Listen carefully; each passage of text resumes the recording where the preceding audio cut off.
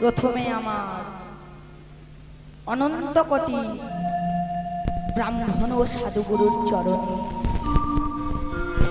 কোটি কোটি দণ্ডবত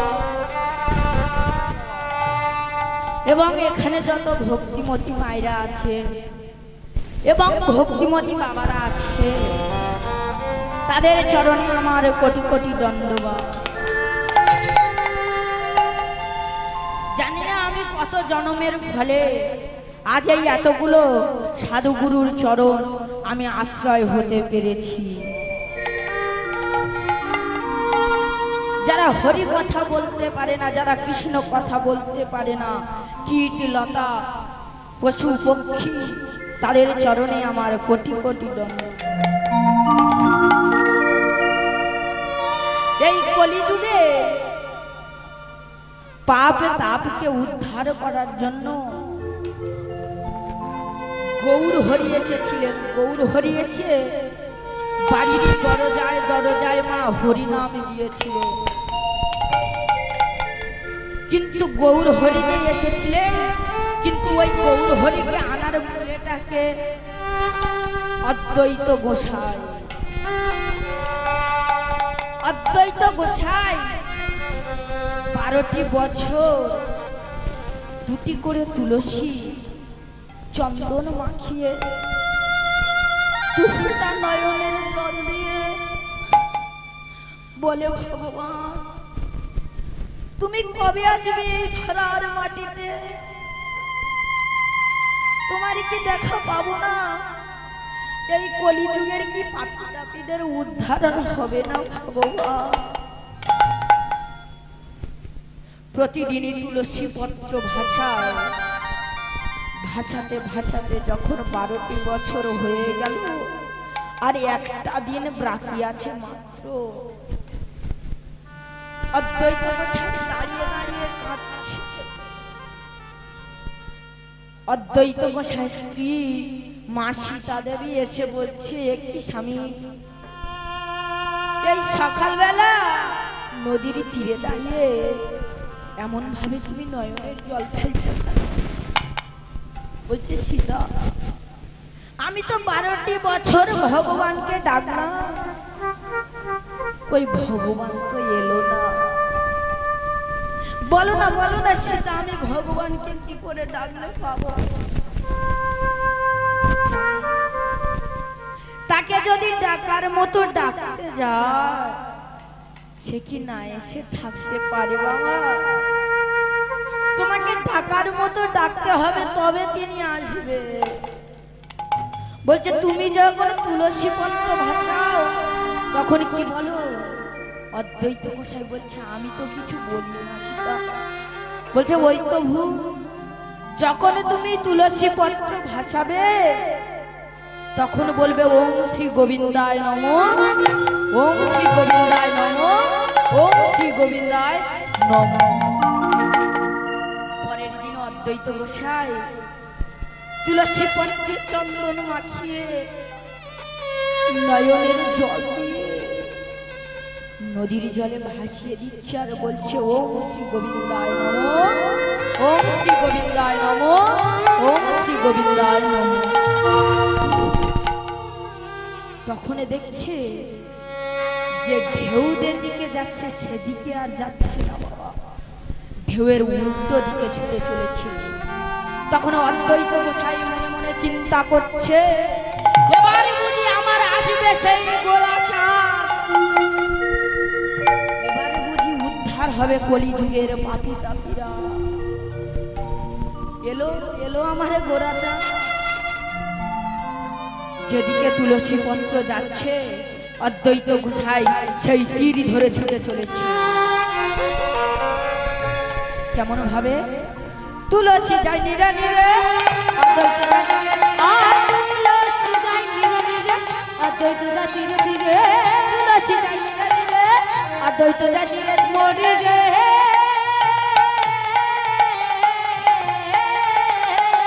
তুলসী যায় নিরে নিরে, অদ্বৈত যায় ধীরে ধীরে, তুলসী যায় নিরে নিরে, অদ্বৈত যায় ধীরে ধীরে।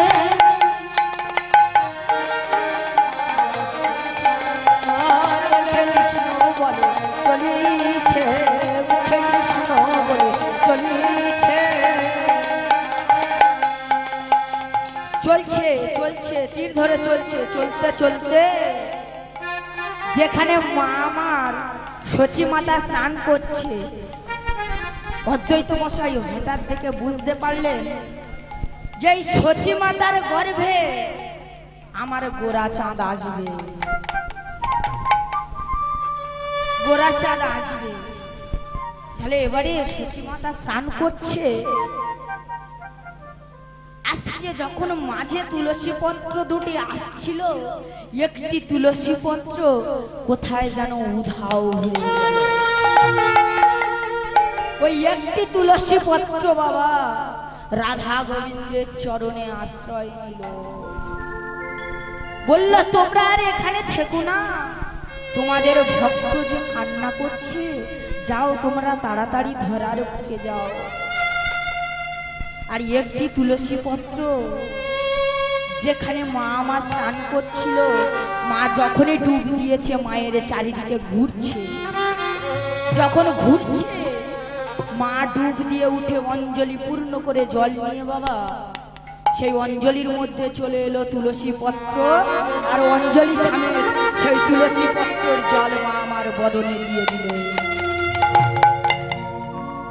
তখনই বুঝতে পারলে যে এবার আমার গৌর হরি আসবে আসার সময় হয়েছে যখনই মা আমার তীরে উঠেছে অদ্বৈত গোসাই দণ্ডবত হয়ে প্রণাম করল যখনই প্রণাম করেছে সংস্কৃতির শ্লোক বলে মা আমার অদ্বৈত গোসাই মায়ের চারিদিকে প্রদক্ষিণ করছে প্রদক্ষিণ করে দণ্ডবাদ হয়ে প্রণাম করে অদ্বৈত গোসাই চলে গেলে এদিকে মা আমার সন্ধেবেলা মিশ্র মহাশয়কে জানালেন সব ঘটনা মিশ্র মহাশয় বলছেন সচি যেদিন তোমার গর্ব হয়েছে সেদিন হতে তোমার এই সব অলৌকিক ঘটনা সেদিন রাত্রে তুমি স্বপ্ন দেখেছো চতুর্মুখ মানুষ পঞ্চমুখ মানুষ ফুল দিয়ে তোমার গর্ব পূজা করছে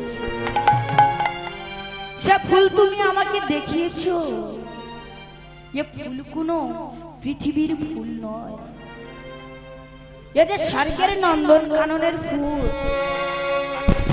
মনে হয় তোমার গর্ভে কোনো মহাপুরুষ আসছে তবে আমি আশীর্বাদ করি সত্যি ভয় পেও না তার যেন মঙ্গল হয় দেখতে দেখতে 10 মাস যেদিন পূর্ণ হলো সেদিন একটা সুন্দর ফুটফুটে সন্তান প্রসব করলেন মায়া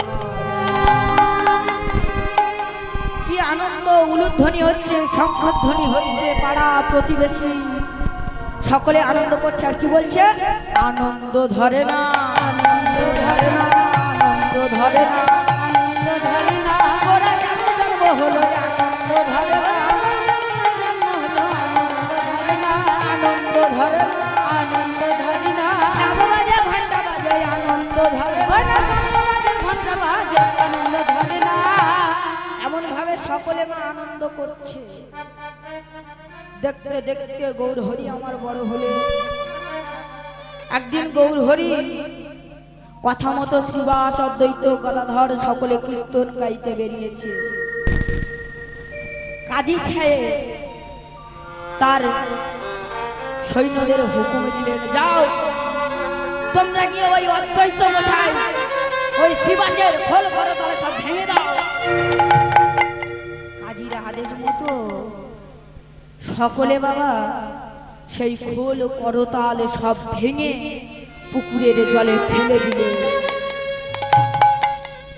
অদ্বৈত গোসাই গদাধর শিবাস গিয়ে গৌর হরির কাছে বলছে গৌর হরি কাজী আমাদের খোল করতাল সব ভেঙে দিয়েছে যে আমরা আর কি করে কীর্তন গাইব বলো না তখন গৌর হরি বলছে কি কাজীর এত বড় স্পর্ধা, আমার কীর্তনের খোল করতাল ভাঙে। বেশ, আমরা আর ঘরের দুয়ারে নাম দেব না, এবার আমরা রাস্তায় রাস্তায় নাম দেব। দেখি কত বড় কাজীর সাহস, আমাদের খোল করতাল ভাঙে। এই বলে গৌর হরি মায় আমার সামনে আছে, আরে পিছনে অদ্বৈত গদাধর শ্রীবাস কীর্তন গাইতে গাইতে চলেছে। আরে ভজ গৌরাঙ্গ, আরে কহ গৌরাঙ্গ, আরে লহ গৌরাঙ্গের নাম, ভজ গৌরাঙ্গ, কহ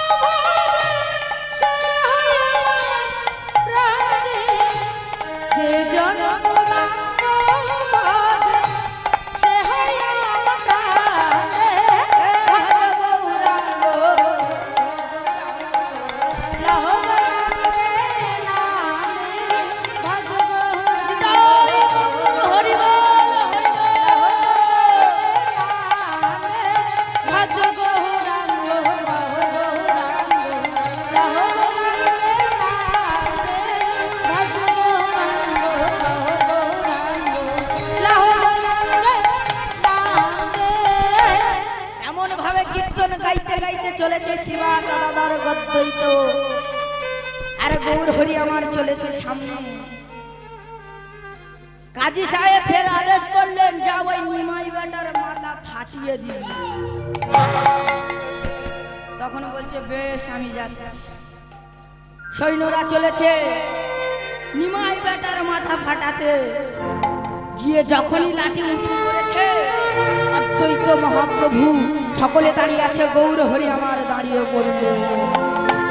যখনই লাঠি উঁচু করেছে মারবে বলে আর মারতে পারছে না। তখন গৌর হরি আমার হাসছে আর বলছে, কিরে কিরে আমাকে মারবি তো? আমাকে তো মারতে এসেছিস, কিরে আমাকে তো মারতে এসেছিস, কিরে মার, আমাকে মারবি না? কেউ মারতে পারছে না। কিরে মারবি তো? মারবি না? কিরে মার, তোদেরকে কাজী আদেশ দিয়েছে, কাজী তোদেরকে পাঠিয়েছে আমার মাথা ফাটাতে, ফাটায় আমার মা। তখন বলছে, প্রভু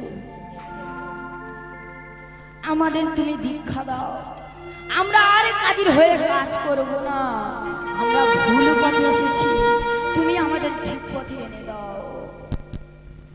তখন গৌর হরির সঙ্গে তারাও কীর্তন গাইছে দুহাত তুলে, ভজ গৌরাঙ্গ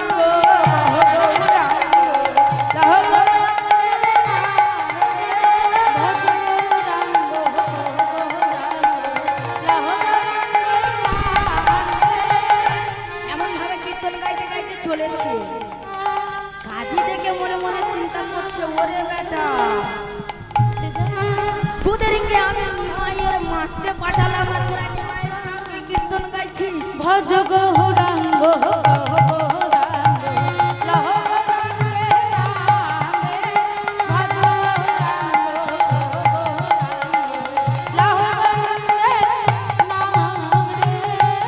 যখন দেখছে ওরা নৃত্য করতে করতে আসছে আর কৃষ্ণের গুণগান গাইতে গাইতে আসছে, তখন কাজী বলছে, সদর দরজা বন্ধ করে দাও।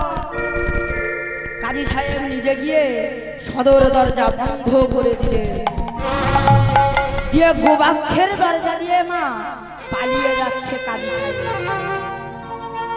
যখনই গৌর হরি আমার দরজার সামনে দাঁড়িয়েছে, দরজা আমনা আমনি খুলে গেল। দরজা যখন খুলে গেল, কাজী সাহেব তো গোবাক্ষের দরজা দিয়ে পালাচ্ছে। যখন শেষ হয়ে গেল রাস্তা, শেষ প্রান্তে গিয়ে দেখছে যে গৌর হরি আমার দু হাত তুলে দাঁড়িয়ে আছে।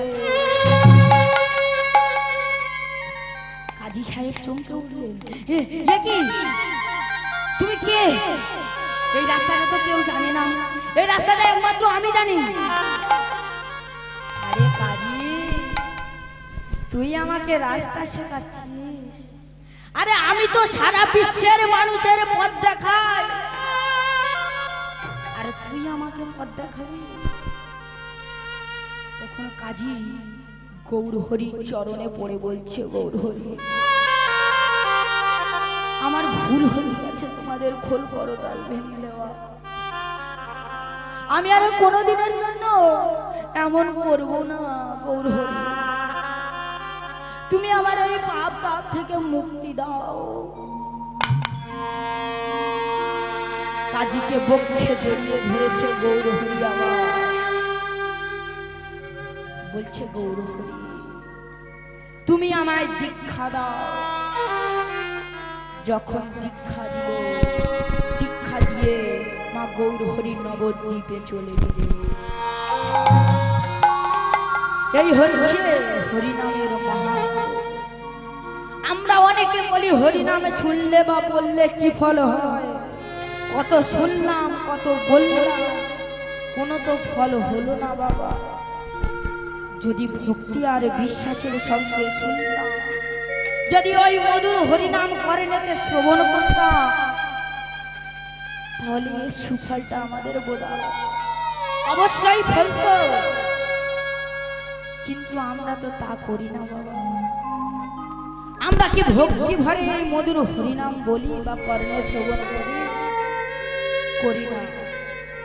তাই কাজী সাহেব সে একজন মুসলমান হয়ে সে পেল ভগবানকে, কিন্তু আমরা তো ভগবানের ধর্ম, কেন আমরা তাহলে পেতে পারি না ভগবানকে?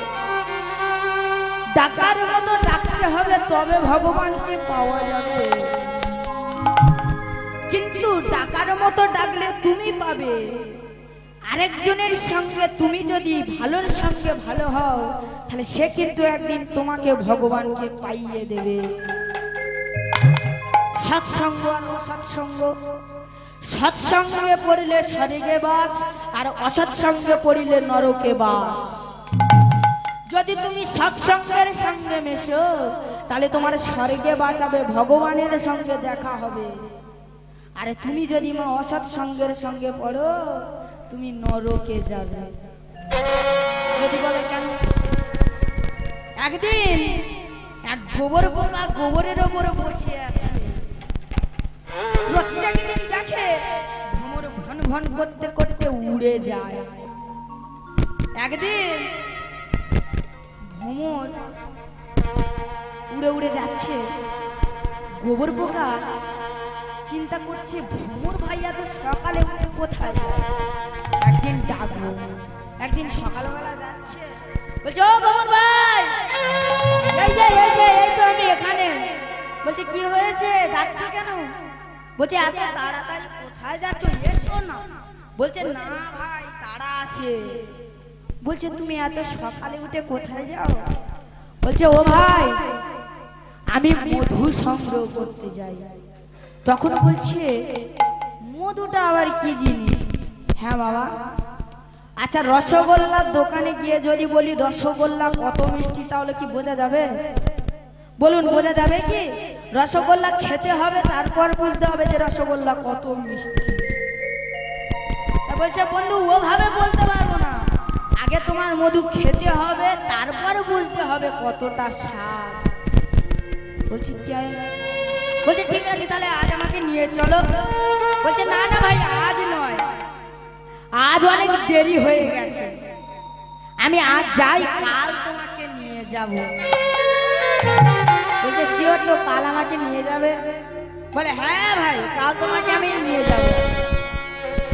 এবার যখন সকাল হয়েছে, ভোরবেলা উঠে গোবর তো স্নান টান করে সেজে গুজে তৈরি মধু সংগ্রহ করতে যাবে।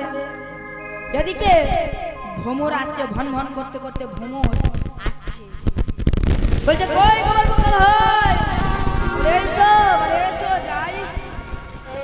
বলে বেশ চলো বন্ধু।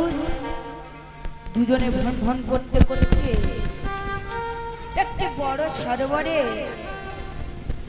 গিয়ে সেইখানে দেখছে বেশ বড় বড় পদ্ম ফুল ফুটেছে। বলছে ও ভাই, এই দেখো বড় পদ্ম ফুল, এই পদ্ম ফুলে তুমি বসো, এই ফুলে তুমি মধু সংগ্রহ করো, আর আমি একটু অন্য জায়গা থেকে ঘুরে আসি। বলে বেশ ভাই। গোবর পোকা তো মনে মনে চিন্তা করছে মধুটা কোথায় থাকে, সব জায়গায় কামড়ে কামড়ে দেখছে যে ভালো ফুলটা তার নষ্ট করে দিল, কিন্তু মধু পেল না। ও মধু পেল না, তবে ওর একটা জিনিস ভালো লাগছে কি বাবা, পদ্ম ফুলের উপর বসে আছে, দক্ষিণে বাতাস হচ্ছে আর পদ্ম ফুলটা দুলছে, ওর সেইটাই ভালো লাগছে। ও বসে আছে আরে মনে মনে চিন্তা করছে বন্ধু তো আমার নিয়ে এলো, কই এক টুকরো মধু তো আমি পেলাম না। যখন ভ্রমর ভাই জিজ্ঞাসা করে ও ভাই, বলছে এই ভাই এই আছে। বলছে কতটা মধু খেলে? বলে আর ভাই কত মধু। বলে কেন? বলছে তোমার যে জিনিসটা আছে আমার কি সে জিনিসটা আছে? আচ্ছা বাবা, ভ্রমরের তো একটা সুর আছে, তা গোবর পোকার কি সুর আছে? সে সব সময় গোবরের রস খায়, তাই বলছে বন্ধু তোমার যেটা আছে আমার সে জিনিসটা নেই। বলছে তা কি হবে? বলছে তোমার গোবরের রস পচা রস। বলছে না না বন্ধু, আমার মধু অনেক ভালো। তোমার মধুর চেয়ে আমার গোবরের রস ঢের ভালো, এখনো একটু মধু পেলাম না। বলছে বেশ বেশ। বলছে তুমি তাহলে হাঁ করো, তোমার গালে এক ফোঁটা মধু। যখন হাঁ করেছে মা, হরিবল হরিবল, এক ফোঁটা মধু বদনে দিয়েছে। বলছে কই বন্ধু তোমার মধু কই? বলছে সে কি বন্ধু, তোমার মুখে যে শুধু গোবর, গোবরগুলো ফেলে দাও। গোবর যখন ফেলে দিয়েছে এক ফোঁটা মধু বদনে দিয়েছে। ভ্রমর মনে মনে চিন্তা করছে, গোবর পোকা চিন্তা করছে আহ কি সুস্বাদু জিনিস, এমন জিনিস তো আমি কোনোদিন খাই নাই। বলছে বন্ধু কি জিনিস খাওয়ালে? বাহ। এবার ভ্রমর পোকা যখন বলছে বন্ধু এবার চলো, বলছে ও বন্ধু তুমি যাও আমি আসছি। গোবর পোকা একটুখানি মধু খেয়ে মাথা টলছে, নেশা হয়ে গেছে। যখন নেশা হয়ে গেছে সেই পদ্ম ফুলটার উপরে বসে দক্ষিণে বাতাসের দোল খেতে খেতে হঠাৎ কখনো ঘুমিয়ে পড়েছে।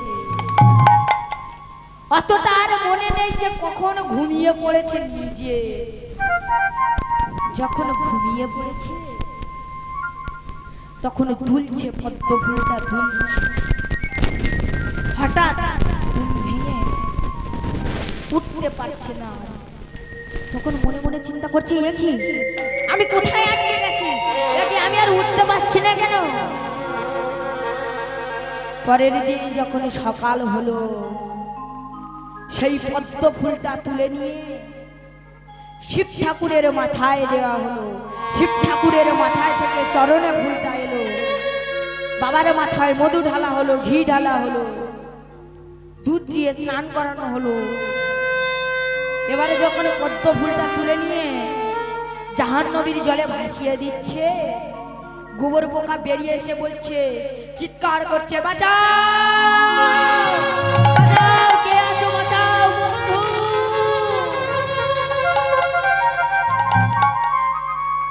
তখন ভাবক এক পাশে দাঁড়িয়ে আর হাসছে, বলছি হ্যাঁ রে গোবর পোকা,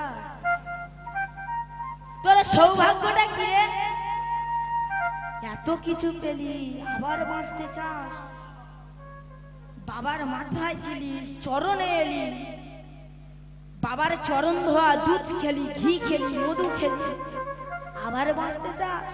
তোর তো জীবন জনম ধন্য হয়ে গেছে, আবার বাঁচবি? যা, তোকে আর বাঁচতে হবে না, তুই ওই জাহান্নবীর জলে ডুবে। এটাই হলো ভক্তি আর বিশ্বাস। ভক্তি করলে ভগবানকে পাওয়া যায়, বিশ্বাস করলে ভগবানকে পাওয়া যায়। সৎসঙ্গের সঙ্গে থাকলে তেমন ওই স্বর্গে বাস হয়। আজ এই গোবর পোকা ভ্রমরের সঙ্গে মিশেছিল বলে সে কিন্তু আজ স্বর্গে যেতে পেরেছিল বাবা। তাই আমরাও যদি সৎ মানুষের সঙ্গে মিশি, সৎ জিনিস, সৎ কথা বলি, সৎ পথে চলি, তাহলে আমাদের আর কোনোদিন নরকে যেতে হবে না বাবা। আমরা কোনোদিনের জন্য আর নরকে যাব না, আমরা সব সময় স্বর্গে যাব। ভক্তি আর বিশ্বাসের সঙ্গে শুনতে হবে। ভক্তি ছিল মধ্যম পাণ্ডব ভীমের। মহাভারতের মধ্যম পাণ্ডব ভীম, সে তার নিজের ভক্তি দিয়ে প্রমাণ করেছিল সেও কৃষ্ণকে আনতে পারে। তার মা তার কাছে চেয়েছিল যে কৃষ্ণকে এনে দে। 3 দিনের রাস্তা, কৃষ্ণকে আনবে কি করে 5 মিনিটের মধ্যে। কি করে এনেছিল বাবা দেখুন। প্রত্যেকদিন মায়া মা রন্ধন করে যুধিষ্ঠিরকে আগে সেবা দিত। যুধিষ্ঠিরকে সেবা দিতে যাবে, অন্নটা দিতে যাবে, যুধিষ্ঠির মায়ের হাতটা ধরেছে। ও মা, মা বলছে কি বাবা? যুধিষ্ঠির বলছে ও মা, এই দেখো আমার পাশে আমার মেজ ভাই ভীম বসে আছে। বলছে হ্যাঁ কি? বলছে সকাল থেকে কিছু খাইনি, ওকে আগে খেতে দাও, আমাকে দিও না। বড় ছেলে যখন এ কথা বলেছে, বড় ছেলে বলেছে মার কি সইতে পারে? মা অন্যের থালাটা নিয়ে গিয়ে বলছে ভীম দাও মা দাও, আমার ভীষণ করে ক্ষুধা লেগেছে, উদরে জ্বলে যায়, দাও মা দাও, তাড়া করে অন্ন দাও। বলছে এই নে বাবা অন্ন। অন্নটা দিয়ে বলছে ও বাবা ভীম। বলছে কি মা? বলছে বাবা তুই বস, আমি ব্যঞ্জনটা নিয়ে আসি। বলছে বেশ মা, ঠিক আছে যাও। ও মা সর্বনাশ, মা ব্যঞ্জনের দেখে অন্ন শেষ। মা আবার ব্যঞ্জনটা দিয়ে অন্ন আনতে গেছে। যখনই অন্ন আনতে গিয়েছে বলছে ভীম। বলছে কি মা? বলছে বাবা ব্যঞ্জনটা রাখ, আমি অন্নটা আনি। অন্ন এনে দেখে ব্যঞ্জন বাবা শেষ। বলছে এ কি মা, ওর ব্যঞ্জন নেই, তুমি অন্ন দিচ্ছ? বলছে ভীম দাঁড়া, আর একবার দেব। এবারে যখন অন্ন আনতে গেছে ব্যঞ্জন শেষ হয়ে গেছে। মা এবারে ছুটতে ছুটতে রেগে গেছে। ভীম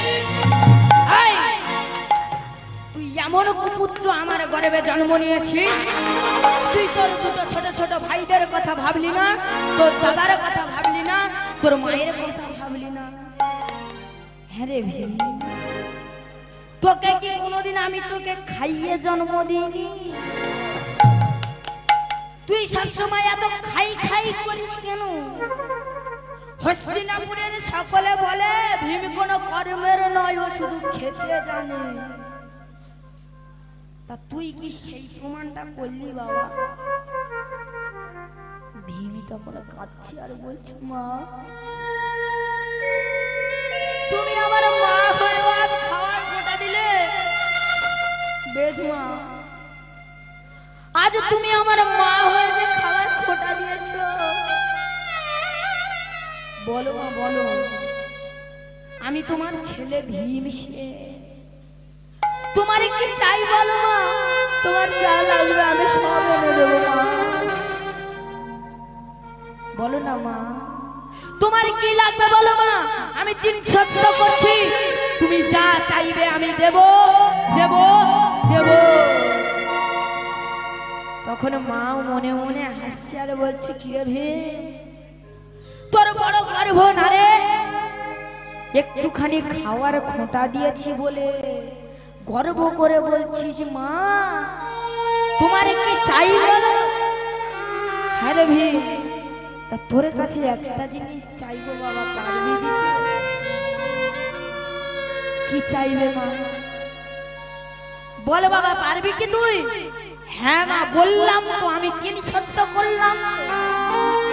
তুমি আমার কাছে যা চাইবে আমি তোমাকে দেব দেব দেব। বলছে বেশ বাবা ভীম, তবে শুনে রাখ, আমিও যদি তোর মা হই তবে দে আমার সেই হস্তিনাপুর থেকে কৃষ্ণ এনে। বাবা 3 দিনের রাস্তা 5 মিনিটের মধ্যে আনতে হবে। 3 দিনের রাস্তা 3 দিন কি বলে? তাহলে ভাববো ভীম তুই আমার সন্তান। বেশ মা, এই 5 মিনিটের মধ্যে আমি কৃষ্ণকে আনবো। এই বলে ভীম ছুটে গেছে মাঠের মধ্যে। মাঠে যখন ভীম দাঁড়িয়ে আছে, ভীমের বড় দাদা যুধিষ্ঠির ছুটতে ছুটতে আসছে।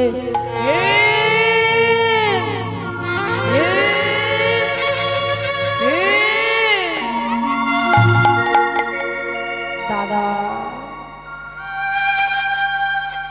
ভীমি ছুটে গিয়ে দাদার চরণটাকে জড়িয়ে ধরেছে। দাদা, কোনদিন আমি আমার বাবাকে চোখে দেখিনি, কোনদিন আমি আমার মাকে ভালো করে দেখতে পাই। মা আমাদের দাসী বৃদ্ধি করে খেটে মানুষ করেছে, মায়ের আদর ভালোবাসা একটুও পাই।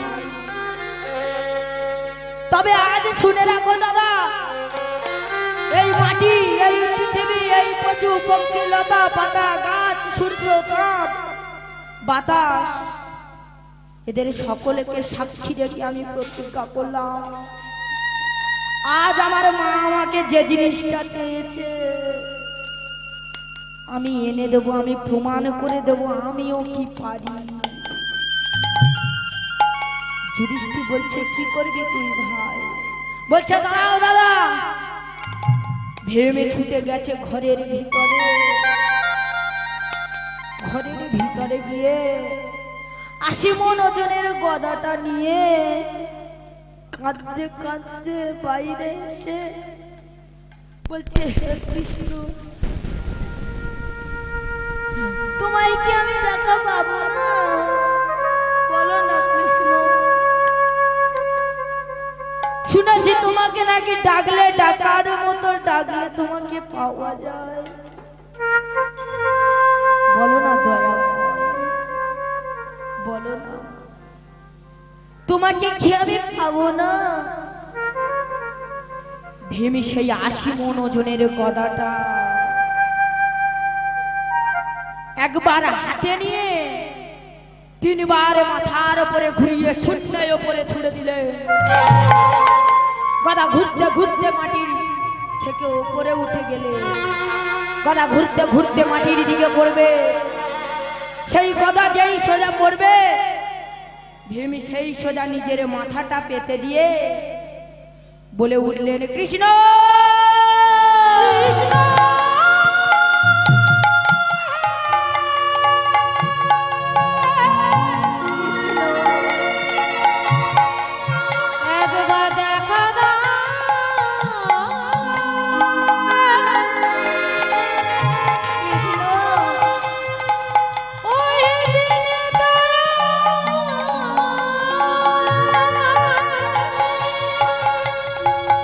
করুণ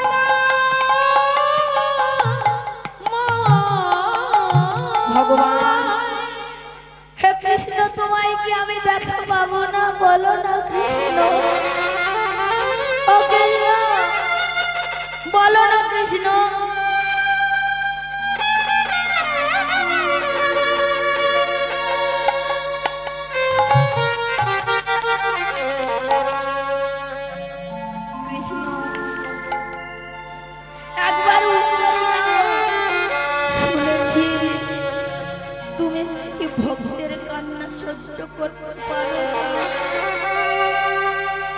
ও দয়াময় বলো না, তোমায় কি আমি দেখা পাবো না? বলো না দয়াময়, কোনো দিনের জন্য কি আমি তোমায় দেখা পাবো না?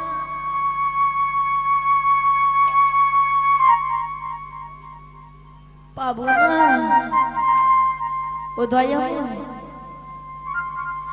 আজ যদি না তুমি আসো তবে ভাববো তোমার নাম কাঙালের ঠাকুর নয়, তোমার নাম ভক্তের সখা কাঙাল গৌর।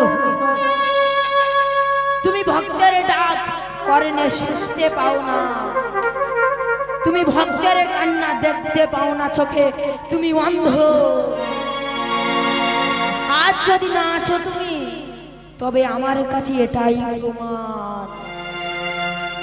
যখন গদাটা পড়ছে সেই গদার নিচে মাথা দিয়ে কৃষ্ণের নাম ধরে বারে বারে ডাকছে। এদিকে কৃষ্ণ সবে স্বর্ণ সিংহাসনে বসতে যাবে, সত্যভামা রুক্মিণী চরণ ধৌত করবে বলে স্বর্ণ ভিঙ্গারে পাদ্য অর্ঘ্য নিয়ে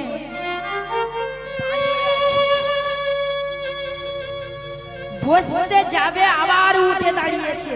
বলছে এ কি প্রভু, তুমি আবার উঠে দাঁড়ালে? বলছে সত্যভামা ওই শোনো, আমার ভীম মধ্যম পাণ্ডব, ভীম আমার ভক্ত, আমার নাম ধরে বারে বারে যে ডাকছে, আরে আমি যদি না যাই ধর্মরাজ্য প্রতিষ্ঠা করতে পারবো না, দুষ্টুদের বিনাশ করতে পারবো না। আমি যদি না যাই দুঃশাসনের বক্ষ চিরে রক্ত পান করবে কে? আমি যদি না যাই দুর্যোধনের উরু ভঙ্গ করবে কে? আমি যদি না যাই ওই নষ্টের বিনাশ করবে কে? তোমরা দাঁড়াও, আমি যাব আর আসবো। এই বলে হস্তিনাপুর থেকে 3 দিনের রাস্তা ছুটে গিয়ে গদাটা পড়ার আগে গদাটা ধরেছে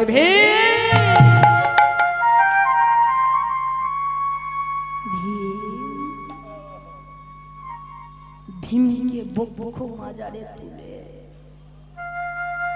বলছে ভীম, কেন তুই এমন করলি?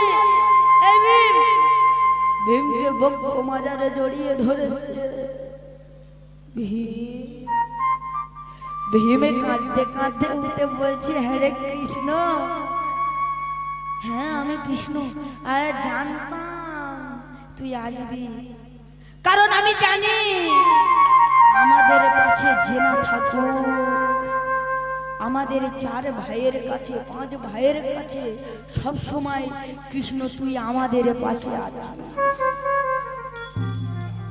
বলে আরে তুই আমাকে এমন ভাবে ডাকলি কেন? বলে আমি ডাকিনি। বলে তাহলে কে ডেকেছে? বলছি আমার মা ডেকেছে। বলছে পিসিমা? বলে হ্যাঁ সখা। মা কুন্তি কোথায় ছিল? ছুটে এসে ভীমের চরণ তলে বসে হাতগুলো করে বলছে, বাবা আমি তোর মা কুন্তি, আমি যদি তোর চরণে হাত দিয়ে প্রণাম করি তোকে যে নরকগামী হতে হবে। তোর চরণে আমি হাত দিয়ে প্রণাম করব না, তবে আমি তোর চরণে হাত জুড়ো করে বলে যাই, তোর মধ্যে যে ভক্তি আছে, তোর মধ্যে যে শ্রদ্ধা আছে, তা আমাদেরকে একটু দান করবি বাবা। যুধিষ্ঠির, নকুল, অর্জুন, সহদেব সকলে এসে ভীমের চরণ তলে জড়ো করে বসেছে। কৃষ্ণ হাত উঁচু করে বলে উঠলেন, পিসিমা তোমরা কেউ জানো না ভীম শুধু খেতে জানে, ও কোনো কর্মের নয়। হস্তিনাপুরের সকলে বলে ভীম কোনো কর্মের নয়, ও শুধু খেতে জানে। আজ প্রমাণ করে দিল ভীম, ভীমের মধ্যে কতটা ভক্তি আছে, কতটা শ্রদ্ধা আছে। তখন বলছে, পিসিমা তোমরা সবাই জানো এ ব্রজবাসীগণ, এই অর্জুনের সারথি আমি অর্জুন আমাকে বেশি ভালোবাসে না, সব থেকে ভীম আমাকে বেশি ভালোবাসে, তাই আমি ভীমের ডাকে থাকতে পারি না। ভীমের ডাকলে যেন মনে হয় কে যেন আমাকে টানছে, আমাকে যেতে হবে, আমার ভক্ত যে বড় বিপদে পড়েছে।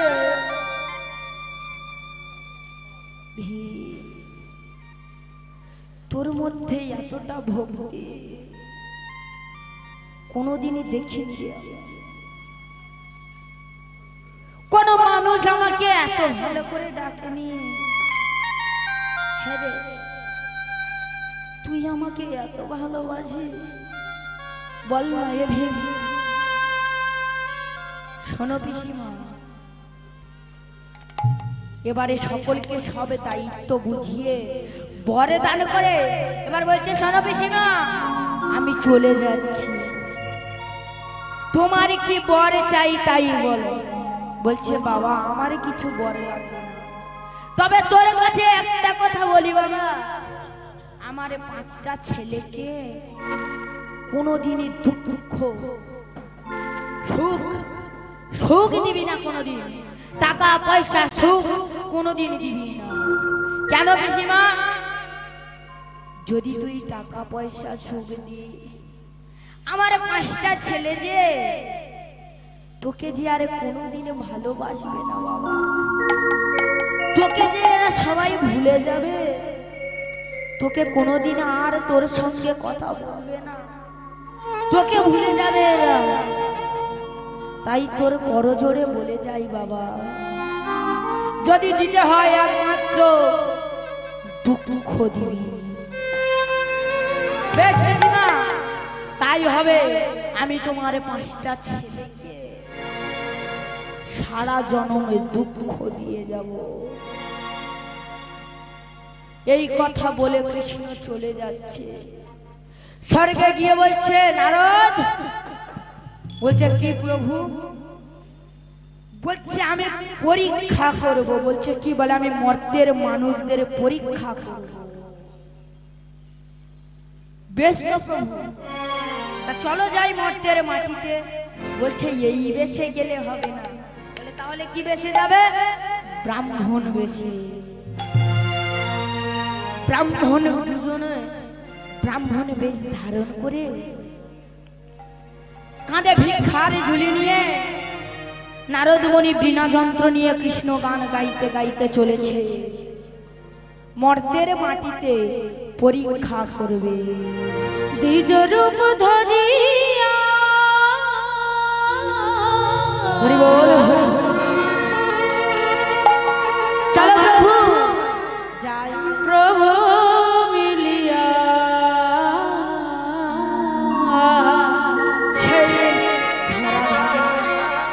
চলিলেন মর্ত ধামে,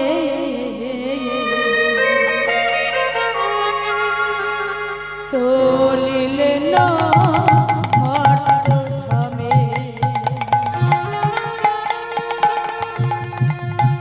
দ্বিজ রূপ ধরিয়া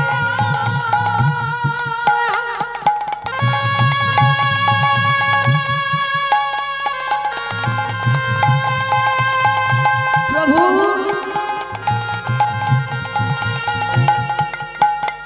আমার প্রভু নারদকে হাত ধরে,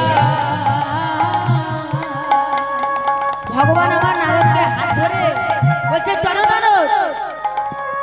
চলিলেন মর্ত ধামে, হরি বল, হরি বল। চলিলেন মর্ত ধামে। পরীক্ষা করি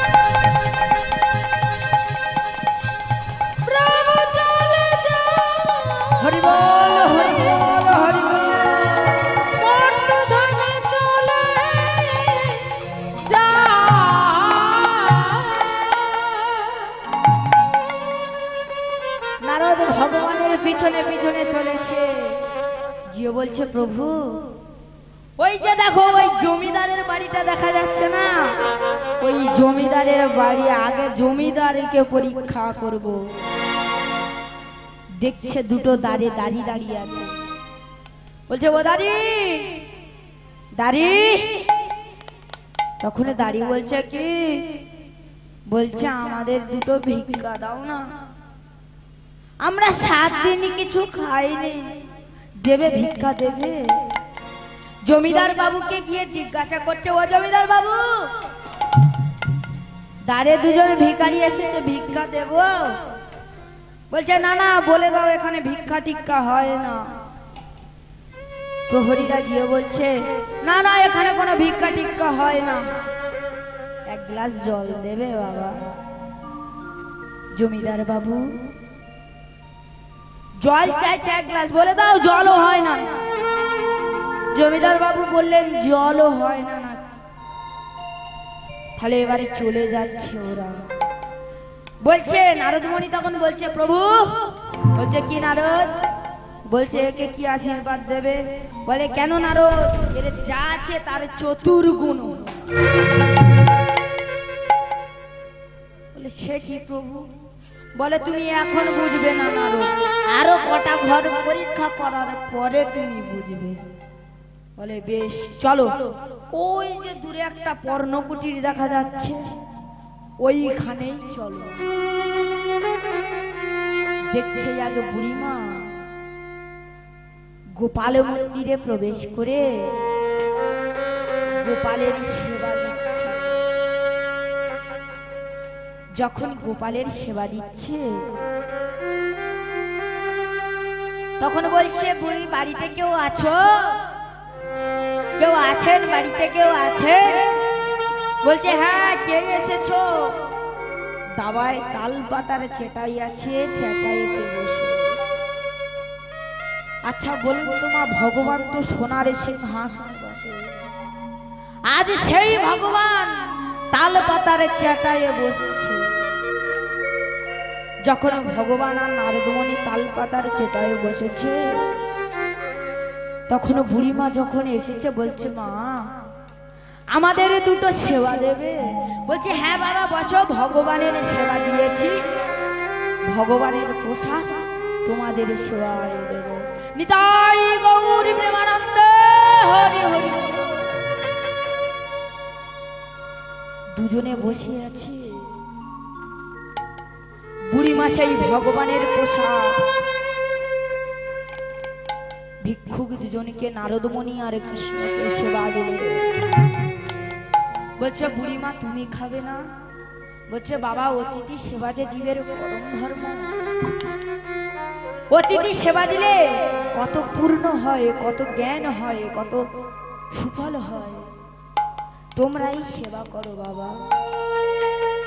এই বলে সেবা করে যখন ওরা চলে যাচ্ছে, তখন নারদমণি বলছে প্রভু তুমি একে কি বর দেবে? বলছে শোনো নারদ, একে আমি বরে দিলাম, এর ওই যে বাছুরটা আছে না, যে ওই ছানা দিয়ে আমাদের সেবা দিল, দই দিয়ে আমাদের সেবা দিল, মাখন দিয়ে আমাদের সেবা দিল, ওই বাছুরটি মারা যায়। তার 3 দিন পরে ওই গাইটাও মারা যাক, তার 2 দিন পরে বুড়িটা মারা যাক। তখন নারদমণি বলছে এ কি প্রভু, তোমার এ কি লীলা? বলছে কেন নারদ? বলছে যাকে অভিশাপ দেওয়ার কথা তাকে দিলে আশীর্বাদ, আর যাকে আশীর্বাদ দেওয়ার কথা তাকে দিলে অভিশাপ, এটা কি কখনো হয়?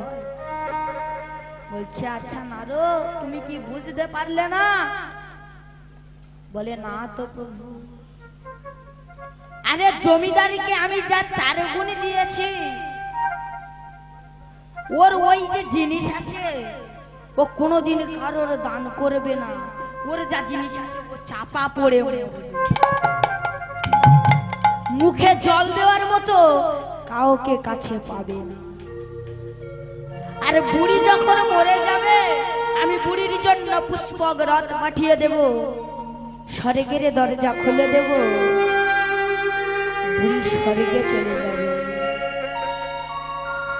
আবার সেই বলছে প্রভু তোমার অসীম লীলা, অসীম করুণাময়, তোমার অসীম লীলা খেলা। আবার গুণগান গাইতে গাইতে স্বর্গে চলে গেলে। একদিন নারদ মুনির মনে খুব হিংসা হলো। একদিন ভগবান গালে হাত দিয়ে বসে বসে ভাবছে। তখন বলছে, কি প্রভু কি ভাবছো? বলছে, দেখো দেখো নারদ, মর্তের মাটিতে একটি মানুষকে লক্ষ্য করে দেখো, সে আমাকে কত সুন্দর ভক্তি করে, সেই হচ্ছে আমার বড় ভক্ত। তখন নারদ মুনি মনে মনে বলছে, দুবেলা মোটে কৃষ্ণ নাম করে, সকালে আর রাতে, আমি সারাদিন নাম করি, আমি বড় ভক্ত না ও বড় ভক্ত? বলছে, প্রভু কি করে বড় ভক্ত হলো? ও দুবার মোটে নাম করে, একবার সকালবেলা আর একবার রাতের বেলা। আর আমি তো সারাদিন নাম করছি, তোমার নাম মুখে আছে, বিনা যন্ত্র নিয়ে গাইছি আমি, তাহলে আমি বড় ভক্ত না? বলছে, আচ্ছা বেশ নারদ, তুমি যদি বড় ভক্ত হবে তাহলে এই এক বাটি তেল দিচ্ছি, এই তেলটি নিয়ে ভোলা মহেশ্বরের কাছে দিয়েছো। দেখো নারদ, যখন নারদ মুনি চলছে, বলে বলে কি প্রভু? বলছে, দেখো কৃষ্ণ নাম বন্ধ করো না, কৃষ্ণ নাম বন্ধ করলে আর তেল যদি পড়েছে বাবা, বড় ভক্ত আর হতে পারে না। নারদ মুনি কৃষ্ণ গান গাইতে গাইতে তেলটি নিয়ে চলেছে। হরে কৃষ্ণ কৃষ্ণ কৃষ্ণ হরে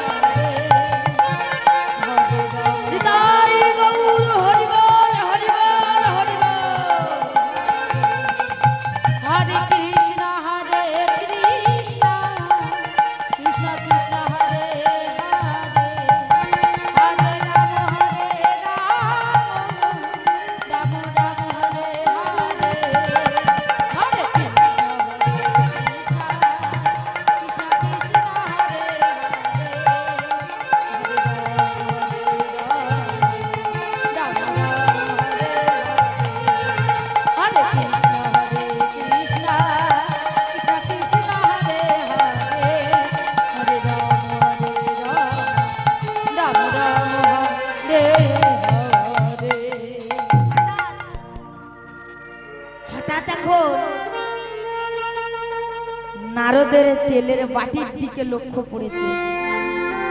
যখন তেলের বাটির দিকে লক্ষ্য পড়েছে তখন দেখছে তেল চলকাচ্ছে। মনে মনে চিন্তা করছে, ও বাবা, তেল পড়ে গেলে আমি তো আর বড় ভক্ত হতে পারবো না। এদিকে কৃষ্ণ নাম ভুলে গেছে, কৃষ্ণ নাম ভুলে গিয়ে খালি মনে মনে চিন্তা করছি, এই তেল পড়লো না, না তেল পড়তে দিলে হবে না, তেল পড়তে দিলে হবে না। বলতে বলতে তেলের বাটিটা নিয়ে ভোলা মহেশ্বরের কাছে দিয়েছে। মহেশ্বর, কি ব্যাপার নারদ, এত সকাল সকাল? বলছে, মহেশ্বর, এই যে এই তেলের বাটিটি কৃষ্ণ পাঠিয়েছে, কৃষ্ণ ভগবান। এই বলে তেলের বাটিটি নিয়ে নারদ মুনি খুব মনে মনে চিন্তা করছে, গর্ব করছে, আমি বড় ভক্ত, ভগবান আমার কি বলবে, আমি একেবারে বড় ভক্ত। এবারে যখনই গিয়েছে বলছে নারদ, বলছে, প্রভু তাহলে আমি তো বড় ভক্ত। বলছে, তুমি বড় ভক্ত হতেই পারো, কেন হতে পারো? কবার নাম বন্ধ করেছো বাবা নারদ? বলছে, এই ভগবান, আমি তো হাব রাস্তায় যেতে যেতে নাম বন্ধ করে খালি তেলের বাটিটার দিকে দেখছিলাম। ভগবান বলছে, নারদ, তুমি যে গর্ব করেছিলে বলে তোমার এই নাম বন্ধ হয়ে গেছে, তাই তুমি বড় ভক্ত হতে পারো। আর ও কোনোদিন গর্ব করতো না, ও মোটে দুবেলা ভক্তি ভরে ভক্তি করে শ্রদ্ধা করে আমার নাম করতো নাম করতো। আচ্ছা বেশ নারদ, এই যে পৃথিবীর মানুষ সকলে বলছে আমার সব জিনিস আমার, তুমি বলছো আমি বড় ভক্ত। তা বেশ তুমি বড় ভক্ত, বলছে নারদ একদিন তোমাদের বাড়িতে যাবো। বলে বেশ চলো প্রভু, আজই চলো। বাড়িতে গিয়েছে, গিয়ে বলছে আচ্ছা নারদ, বলছে কি প্রভু? বলছে এই সানের ঘাটটা কে তৈরি করেছে? বলছে প্রভু আমি। বলে বাবা। তা বলেছে এই বাড়িটা কে তৈরি করেছে? বলছে আমি তৈরি করেছি। বাবা বেশ।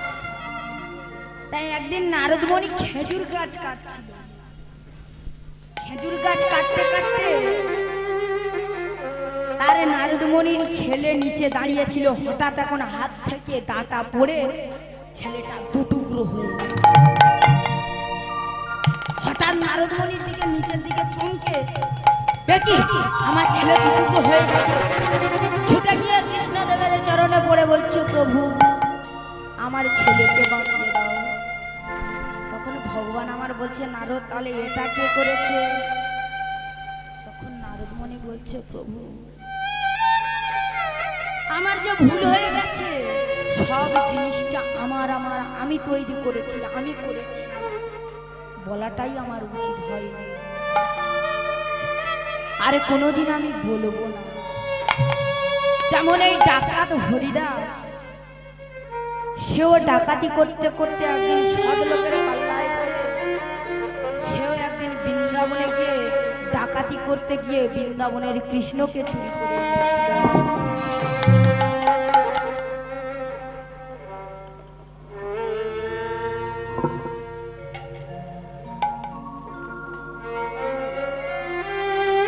যেমন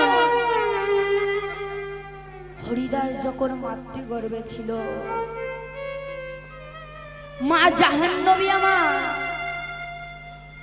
স্বামীকে হারান, স্বামীর চিতার আগুনে ঝাঁপ দিয়ে আত্মহত্যা করবে বলে, মনের সকলে জ্বালা অবসান ঘটাবে বলে সবে মাত্র ঝাঁপ দিতে যাবে, এমন সময় আকাশ হতে দৈববাণী হলো মা, ও মা,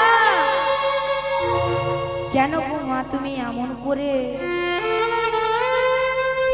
স্বামীর চিতার আগুনে ঝাঁপ দিতে চলেছ? স্বামীর চিতার আগুনে ঝাঁপ দিতে চলেছ, আত্মহত্যা যে মহাপাপ, তাতে তোমার মৃত্যুতে যে একজন কৃষ্ণ ভক্তের মৃত্যু হবে মা, তোমার গর্ভে যে একজন বৈষ্ণব আছে। মায় আমার দৈববাণী শ্রবণ করে মায়ের আর মরা হলো না। দেখতে দেখতে 1 মাস করি 2 মাস করি যেদিন 10 মাস পূর্ণ হলো, সেদিন ছিল অনন্ত চতুর্দশী। সেই ব্রতের দিন মা আমার পালন করে একটি সুন্দর পুত্র সন্তান প্রসব করলেন। নাম রাখলেন কি? হরিদাস। যখন জন্ম নিল তখন কি হলো? আরে হেন কালে জন্ম নিল পুত্র একটি সন্তান, কালে জন্ম নিল পুত্র একটি সন্তান, কালে জন্ম নিল পুত্র একটি সন্তান, কালে জন্ম নিল পুত্র একটি সন্তান, কালে জন্ম নিল পুত্র একটি সন্তান, কালে জন্ম নিল পুত্র একটি সন্তান, কালে জন্ম নিল পুত্র একটি সন্তান। পুত্রের বদলে হেরি আনন্দিত প্রাণ, পুত্রের বদলে কি আনন্দিত প্রাণ, পুত্রের বদলে কি আনন্দিত, পুত্রের বদলে কি আনন্দিত প্রাণ। আনন্দ ধরে না, আনন্দ ধরে না, আনন্দ ধরে না, আনন্দ ধরে না, সকল দুঃখ ভুলে গেল আনন্দ ধরে না, সকল দুঃখ দূরে গেল আনন্দ ধরে না, সকল দুঃখ ভুলে গেল আনন্দ ধরে না। আচ্ছা মা যখন সন্তান হয়, সন্তান হলে বদনে কি দেয়? লবণ দেয়। আচ্ছা মা লবণ দিলে তো বাচ্চা মরে যাবে, কি সর্বনাশ, বলে নাকি লবণ দেয়। তা মা আমার বদনে না মধু দিয়ে করেনে মধু দিয়েছে, না না মা সে মধু নয়, হরি নামের মধু।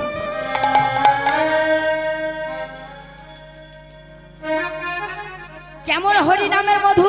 আরে হরি নামে শোনালো, হরি নামে শোনালো